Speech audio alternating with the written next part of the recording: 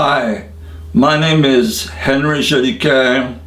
I'm a French-Canadian psychotherapist, and one of my field of interest and study is brainwashing by spiritual cults. So today I would like to talk to you about a ceremony that I have experienced in some of the Hare Krishna temples around the world at the present moment. The gurus, the so-called spiritual masters of the Hare Krishna movement, have a ceremony where every year, usually on their birthday, they have their feet washed with water and yogurt. And when the ceremony is over, the mixture of the water and the yogurt is distributed among the followers of the guru, and the followers drink the mixture, thinking that the dust of the guru's feet will purify them. And I find this totally disgusting. Here's an example of such ceremony by a self-proclaimed spiritual master from South America. His name is Atulananda Swami. As you can see, yogurt and milk is poured upon his feet, and when the ceremony is over, the mixture will be distributed to his followers to drink and think that they're getting big spiritual blessing. When we think in the Western world of feet washing, we think of Lord Jesus Christ, who washed the feet of his disciple as a sign of total humility. And in modern times, we have seen the Pope washing the feet of prisoners, Muslim people, very poor people. This has been a trademark of Pope Francis, as we see in this clip. In a moving gesture of brotherhood and peace, Pope Francis washed the feet of 12 refugees, including Muslims, Hindus, and Copts. The Pope kneels to wash the feet of a group of refugees. Nobody seems to care about the difference in their religions. Among them are Catholics, but also Muslims and a Hindu. He kneels before his pain and to the mixture of humiliation and fear of being expelled from Europe. As is the custom on every Holy Thursday, the Pope repeated the symbolic gesture of Jesus to the apostles. He recalled that almost at the same time, Judas was selling Jesus for 30 coins. So what would the Catholic think if Pope Francis was to ask his followers to wash his feet with yogurt and then drink the mixture, making them believe that they would have great spiritual benefit by drinking such mixture? People would think the Pope has gone crazy. Now we must remember that Pope Francis has chosen the name in the honor of Saint Francis of Assisi, one of the greatest saints of the Catholic Church. Saint Francis was the symbol of humility. Would Saint Francis ask his followers, his monks, to wash his feet with milk, yogurt, water, and drink the remaining mixture as something beneficial for their spiritual life. Naturally, such a saint would not do such a thing.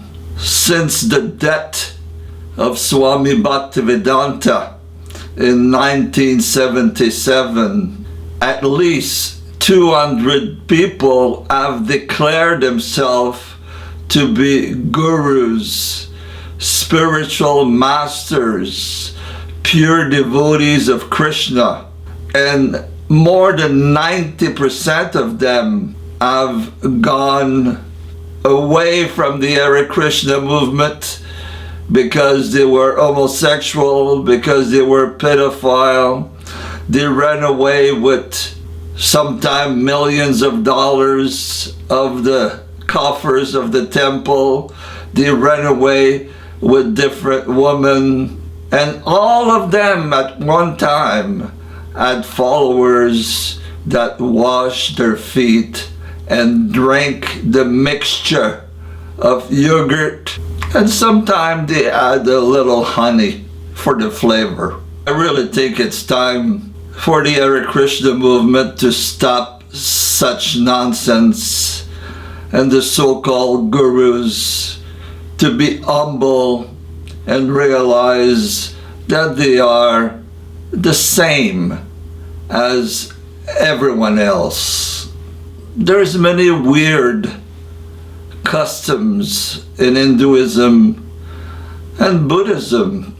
Until the 17th or 18th century, all the excrement, the shit of the Dalai Lama was collected by the monks, thinking that such thing was precious and holy.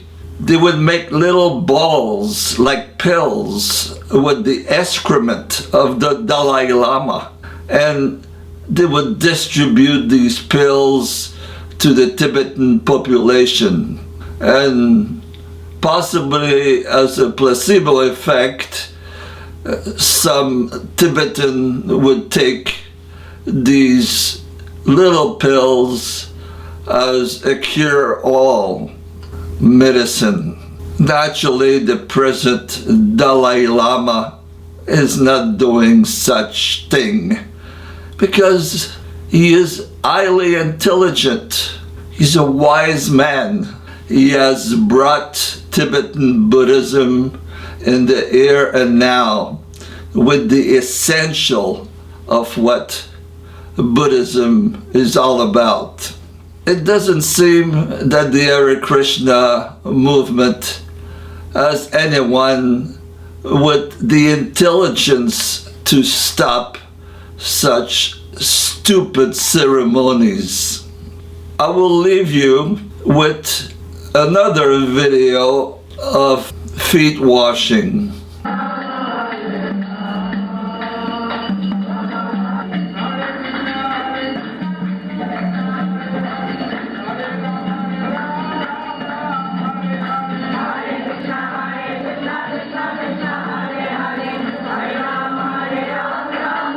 So as you have seen, it was a grand ceremony, but 1 month later, he was thrown out of the Hare Krishna movement because it was discovered that he had lots of sexual activity with his male disciple.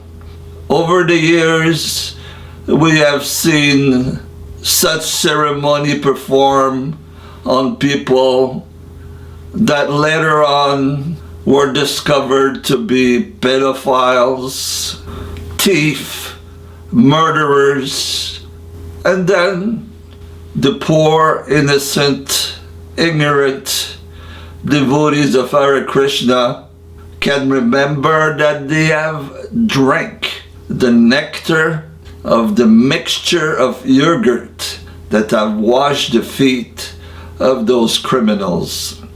There's now many branches of the Hare Krishna movement. Some absolutely hate each other.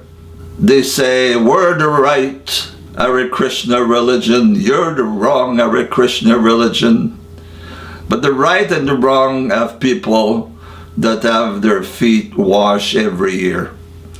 It is absolutely scandalous, and I'm making this video basically to tell the assembled devotees, the young innocent people that are, in my opinion, brainwashed, just stay away from such megalomaniac that want to be worshipped, served. They want little slave to go get money for them. And when you're not useful anymore, when you question their authority, they'll just drop you and forget about you. Even if you have served them for years and years, 24/7. And what will you do when you grow old and you have no money and no place to go because you have given your time and energy to some false spiritual master? This is how cult recruits, brainwash, and keep controlling the mind of people with such ceremonies as drink the liquid that has touched my feet and you will make great spiritual advancement. And I say, these are lies, these are scams. Thank you very much.